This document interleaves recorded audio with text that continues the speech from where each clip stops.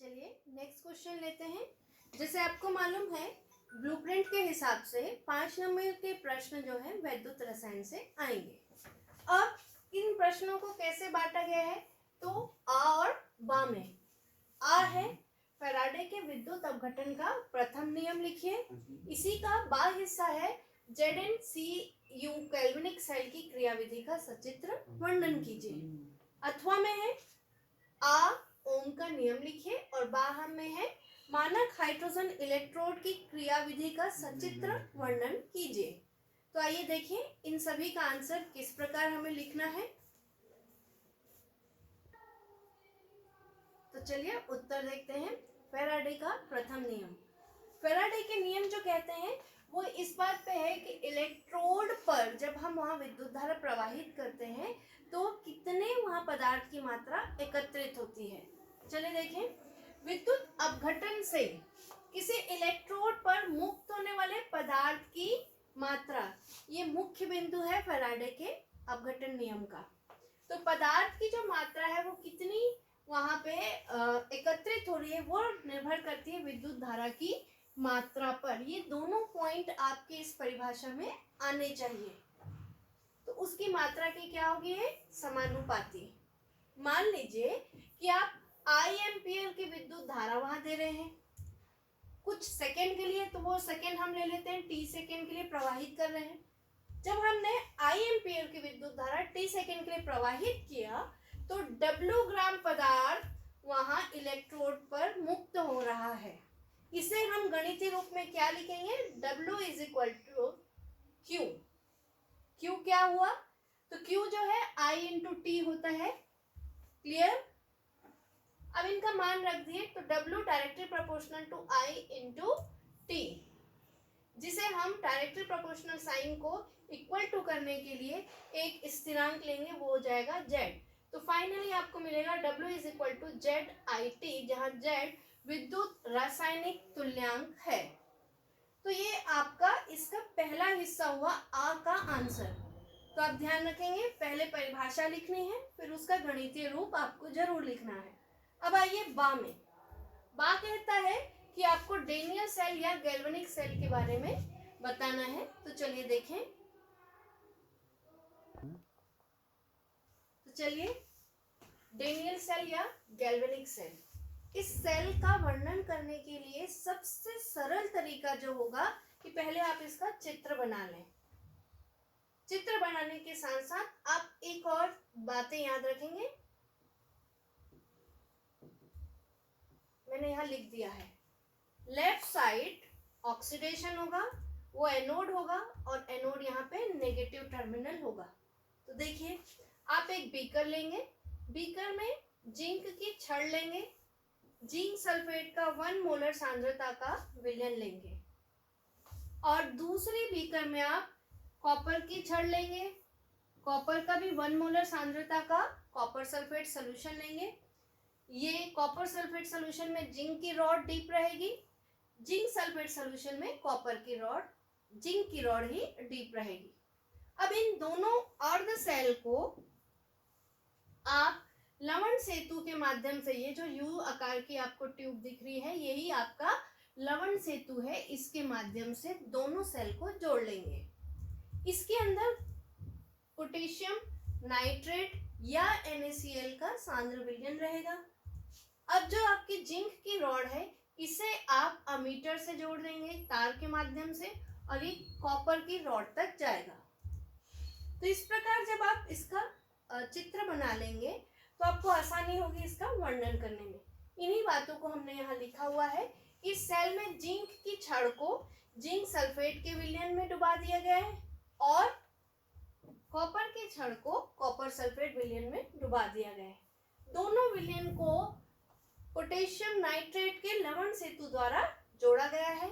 Zinc और copper electrode को हम किसी धातु की तार से गैल्वेनोमीटर के सिरे से जोड़ते हैं, जिससे इलेक्ट्रॉनों का प्रवाह जिंक से कॉपर की ओर होता है। जैसे हम पहले ही जान रहे हैं कि यहाँ पे जो जिंक है वो जिंक आयन के रूप में बार बार कहाँ आ रहा है, विलयन में आता है और इसने अपने इलेक्ट्रॉन त्याग दिए हैं। यही इलेक्ट्रॉन इस तार के माध्यम से जिंक से किस ओर आएगा, कॉपर की रॉड की तरफ आएगा। ठीक है, तो बाह्य परिपथ से इसका प्रवाह होने लगता है जिंक से कॉपर की ओर। जिंक इलेक्ट्रोड पर जिंक परमाणु जिंक आयन बनकर विलयन में चले जाते हैं, ये जो लिखा हुआ है हमने। और उसी प्रकार यहाँ उपस्थित इलेक्ट्रॉन बाह्य परिपथ से कॉपर इलेक्ट्रोड पर पहुंचते हैं, जहां पे कॉपर आयन जो है विलयन से कॉपर छड़ की ओर आते हैं। ठीक, और कॉपर आयन कॉपर धातु में बदल जाते हैं। जो कॉपर इलेक्ट्रोड पर जमा होते जाते हैं, इस सेल में जिंक एनोड है क्योंकि इसमें ऑक्सीकरण हो रहा है, और कॉपर जो है वो कैथोड है क्योंकि इसमें अपचयन हो रहा है। तो यहाँ हम समीकरण के रूप में अर्ध सेल अभिक्रिया को लिख देंगे। जिंक जो है धातु जिंक आयन के रूप में विलयन में चला जाता है। उसी प्रकार जो कैथोड है वहां पे कॉपर आयन विलयन से छड़ की ओर आते हैं और इलेक्ट्रॉन ग्रहण करके कॉपर धातु के रूप में परिवर्तित हो जाते हैं। इसकी पूरी अभिक्रिया को भी आपको वहां लिखना है। तो जिंक जो है जिंक आयन में आ रहे हैं, यहाँ ऑक्सीकरण हुआ, कॉपर आयन कॉपर में बदल रहे हैं, यहाँ पे होगा अपचयन। क्लियर है? इस सेल में जो ऋण ध्रुव है वो एनोड और धन ध्रुव जो है कैथोड का काम कर रहा है, क्योंकि कैथोड पर दूसरे ध्रुव से इलेक्ट्रॉन आते हैं। अब इस डेनियल सेल को हम कैसे प्रदर्शित कर सकते हैं? तो zinc oblique zinc sulphate aqueous जलीय विलयन की बात करेंगे। ये जो है आपका डबल जो लाइन है, दो समानांतर रेखा, ये लवण सेतु को दर्शा रहे हैं। कॉपर सल्फेट किस में बदलेगा? कॉपर में। यहाँ कॉपर आयन जो रहेंगे वो कॉपर में बदल जाते हैं। तो इन सारी चित्र के बाद पूरी बातों का वर्णन आपको वहां करना होगा।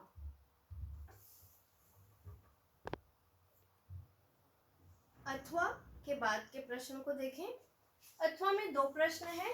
पहला है ओम का नियम। तो ओम का नियम जो रहेगा वो आप ध्यान रखेंगे धातु चालक या विद्युत अपघट्य दोनों के लिए होता है। तो आप जब भी लिखें तो उसमें यहाँ पे लिखना होगा आपको कि किसी धातु चालक या विलयन में बहने वाली विद्युत धारा, ठीक है, इसकी जो प्रबलता है विद्युत धारा की प्रबलता किस बात पे निर्भर कर रही है, यही ओम का नियम बताता है। तो इसकी प्रबलता चालक के सिरे पे अगर आप धातु ले रहे हैं, यदि आप विलयन ले रहे हैं अपघट्य, तो विलयन में डूबे हुए दोनों इलेक्ट्रोडों के मध्य लगने वाले विभवांतर के समानुपाती होती है। तो क्या क्या बातें जो अभी ध्यान रखनी है कि विद्युत धारा की प्रबलता किस पे निर्भर कर रही है? तो दोनों चालक के मध्य लगने वाले विभवांतर के समानुपाती होती है। अब इसे देखें, इलेक्ट्रोडों के मध्य यदि विभवांतर V मान लें, V वोल्ट का, और विलयन में बहने वाली विद्युत धारा को हम ले लें I में, तो ये ओम का नियम हो जाएगा V directly proportional to I। समानुपाती चिन्ह को हटाने के लिए हम एक स्थिरांक लेंगे, तो ये हो जाएगा V बराबर RI। R यहाँ पे एक स्थिरांक है जिसे चालक का प्रतिरोध कहा जाता है। इसकी इकाई ओम है। तो जब इस प्रकार का प्रश्न आए तो आपको परिभाषा के साथ साथ इसका थोड़ा सा गणितीय रूप भी बताना है, और वहाँ जो स्थिरांक है उसे हम किस रूप में जानते हैं, और इसकी इकाई ये आपको जरूर मेंशन करना है। चलिए इस प्रश्न का बाह्य हिस्सा देखते हैं। प्रश्न कहता है कि मानक हाइड्रोजन इलेक्ट्रोड किसे कहते हैं? जैसे कि हमें मालूम है हाइड्रोजन इलेक्ट्रोड, इसके इलेक्ट्रोड विभव का मान 0 होता है। इसे हम धन या ऋण दोनों ही हिस्से में उपयोग कर सकते हैं। जब किसी दूसरे अर्ध सेल के बारे में ज्ञात करना होता है, उसका विभवांतर निकालना होता है, तब हम मानक हाइड्रोजन इलेक्ट्रोड का उपयोग करते हैं। अब नाम से क्लियर है कि यहाँ पे हाइड्रोजन लिया जा रहा है, और आपको मालूम है कमरे के ताप पर हाइड्रोजन एक गैस है। तो गैस का इलेक्ट्रोड कैसे बनाना है, ये हमारे लिए एक मेन चैलेंज हो जाता है। दूसरा, इस यहाँ पे दिया गया है मानक। मानक का मतलब ये होता है जब वहाँ पे हमें ताप मालूम हो, दाब मालूम हो और सांद्रता मालूम हो। तो इसके शब्दों में ही छिपा हुआ है, एक कि यहाँ हाइड्रोजन का उपयोग हो रहा है, दूसरा मानक अवस्था का उपयोग कर रहे हैं। तो आइए देखिए हम क्या करेंगे। तो कुछ ऐसी धातुएं हैं जो बहुत कम क्रियाशील होती है, इसमें है सोना और प्लेटिनम। यहाँ हम इन्हीं गुणों के आधार पर प्लेटिनम धातु को लेंगे। प्लेटिनम धातु की एक छोटा सा पीस लेंगे और प्लेटिनम की ही तार लेंगे। ठीक है, तो प्लेटिनम की एक पतली पन्नी लेंगे जो कि हमारे हाइड्रोजन इलेक्ट्रोड का काम करेगी। इसे हम हाइड्रोजन आयन में डुबा देंगे। जैसे मैंने आपको कहा था, मानक का अर्थ है जहां पे हमें सांद्रता मालूम है। तो यहाँ आप सांद्रता लेंगे, 1 मोलर सांद्रता, उसमें विलयन को डुबा देंगे। कांच की एक नली से इसे हम ढक देंगे। दाब भी ज्ञात होना चाहिए, तो यहाँ पे दाब ज्ञात रहेगा, 1 वायुमंडलीय दाब। वहां हम शुद्ध हाइड्रोजन गैस को प्रवाहित करेंगे। यहाँ देखेंगे कि प्लेटिनम पर हाइड्रोजन गैस क्या होगी, अवशोषित होगी, और जो शीघ्र ही हाइड्रोजन और H2+ आयनों के बीच साम्य स्थापित हो जाता है। और जैसे जैसे परिस्थिति होगी उसके अनुसार हाइड्रोजन इलेक्ट्रोड में हम कार्य करेंगे। तो परिस्थिति अनुसार हाइड्रोजन इलेक्ट्रोड जो है कभी एनोड की तरह और कभी कैथोड की तरह कार्य करता है। ये इसका स्पेशल फीचर है, इसीलिए हम इसे बार बार समझते हैं। तो मानक हाइड्रोजन इलेक्ट्रोड, जिसे हम शी कहते हैं, स्टैंडर्ड हाइड्रोजन इलेक्ट्रोड, इस पे एनोड में क्या क्या अभिक्रिया होंगी। तो हाइड्रोजन जो है हाइड्रोजन आयन के रूप में परिवर्तित होगा और 2 इलेक्ट्रॉन त्यागेगा। इस इलेक्ट्रोड के सेल के बाईं ओर निम्न प्रकार की अभिक्रिया होगी। हाइड्रोजन जिसे हमने 1 वायुमंडलीय दाब पर प्लेटिनम की धातु पर अवशोषित कराया था, ये किस में बदल रही है, हाइड्रोजन आयन में। सांद्रता मैंने बताई थी कि 1 मोलर सांद्रता यहाँ रहेगी। तो मानक हाइड्रोजन इलेक्ट्रोड जो है, इस पे टोटल जो अभिक्रिया हो रही है वो होगा कि हाइड्रोजन इलेक्ट्रॉन ग्रहण करके किस में बदल रहा है, H2 में। हाइड्रोजन आयन इलेक्ट्रॉन ग्रहण करके H2 में बदलता है। तो ये यहाँ पे इस प्रकार की अभिक्रिया होती है।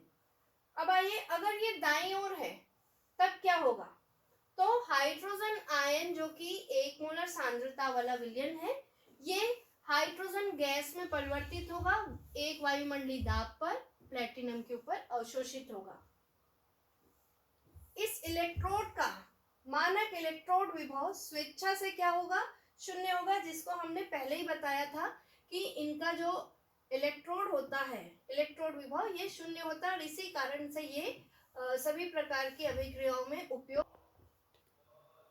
तो जैसा हमने देखा था कि इनका इलेक्ट्रोड विभव कितना होगा, 0 होता है। अब आइए देखें इसके चित्र के अनुसार कि किस प्रकार कार्य करता है। तो हमने लिया है प्लेटिनम की छोटी सी एक पन्नी, उसके बाद ये जो है प्लेटिनम की तार है जिसे आप आगे इलेक्ट्रोड से जोड़ेंगे। वो इलेक्ट्रोड धन या ऋण दोनों हो सकता है। इसे हम एक कांच के बर्तन से वापस पैक कर देते हैं। कारण ये है कि हम यहाँ हाइड्रोजन गैस जो कि शुद्ध होगी 1 वायुमंडलीय दाब पर प्रवाहित करेंगे। गैस को यहाँ प्रवाहित रहने के लिए ही हम इसे कांच से पूरा कवर कर दिए हैं। ठीक है, अब इस पूरे उपकरण को हम एक बड़े बीकर में डालते हैं जहां पर पहले से ही 1 मोलर सांद्रता का हाइड्रोजन आयन विलयन होता है। इस प्रकार हमारा मानक हाइड्रोजन इलेक्ट्रोड बनता है जो कि एनोड और कैथोड दोनों के रूप में कार्य करता है। अध्ययन की सुविधा के लिए आप पहले चित्र को समझ लें और इसी का वर्णन कर लेंगे तो आपके लिए काफी सुविधा होगी।